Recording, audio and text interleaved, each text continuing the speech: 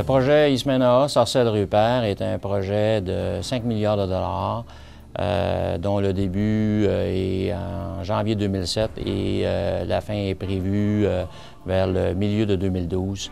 L'objectif du projet est constitué de la dérivation de la rivière Rupert dans le réservoir Eastman, qui est un réservoir existant qui a été créé en début des années 2000.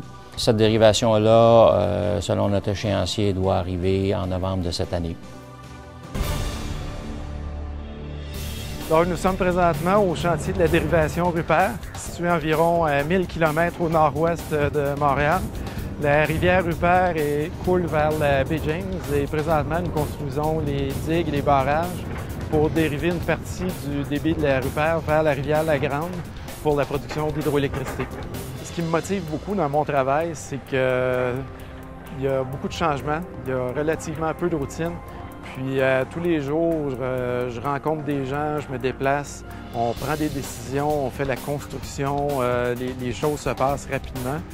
On voit le résultat qui avance à tous les jours dans les travaux et on a une compréhension ici de l'application des choses théoriques qu'on sait. Et il n'y a pratiquement pas une journée où on n'apprend pas quelque chose de nouveau. Le projet ici on est très conscient de l'environnement. D'ailleurs, il a été fait en fonction de l'environnement. Il a été vendu de façon à ce que le projet dérange le moins les alentours. On inonde quelques endroits, mais beaucoup moins que les projets auparavant. On essaye de tout remettre en état le plus possible avant la fin du projet. Le projet est basé sur la dérivation partielle de la rivière Rupert. Donc, il y a une portion de 800 mètres cubes par seconde qui va transiter à travers ce tunnel-là. Les dimensions du tunnel, c'est 2 km 900, c'est environ 3 km. C'est une largeur de 13 mètres. Je l'ai aimé, la géologie, parce que ça m'a permis d'être en contact avec la nature et en même temps de réaliser des gros projets comme ça. Quand je vois que des choses qui se concrétisent, aussi bien le tunnel pour le transport que le tunnel pour l'hydroélectricité, c'est des choses fascinantes. On vit dans un campement, fait qu'on a plusieurs dortoirs. Tout le monde mange à la cafétéria. Il y a un très bon centre des loisirs. Il y a, comme là en ce moment, il y a des tournois de balle molle qui commencent. Fait qu'on peut faire du sport, c'est ça, une allée de bowling, des tables de pool. Il y a un gym, on peut louer des films. Durant l'hiver, il y a des raquettes, des skis. Même durant l'été, on peut prendre des bicyclettes. Donc, on peut être très actif si on veut ici, ou sinon on peut prendre ça calme et rester dans sa chambre. Le côté le plus intéressant du projet ici, c'est son immensité. On regarde d'un côté, on regarde d'un autre, puis on en apprend beaucoup partout.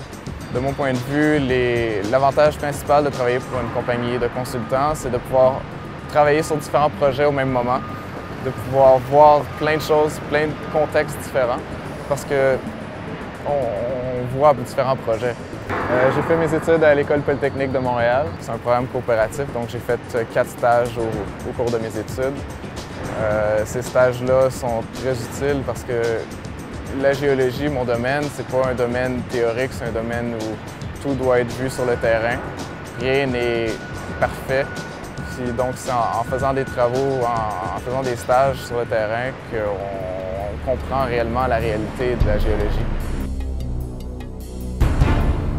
Je crois que la firme qui est la plus ouverte à ses employés, qui essaie d'insérer ses employés dans des grands projets et de leur ouvrir les portes pour se pratiquer, les mélanger avec les seniors et leur donner la chance d'apprendre des gens qui ont déjà de l'expérience. Et je crois qu'on a beaucoup de sociétés comme ça au Canada. C'est un domaine fantastique, c'est un domaine de défi. Et on a des grandes sociétés d'ingénierie qui peuvent vraiment encadrer la jeunesse et leur donner des chances d'aller de l'avant dans ce domaine-là.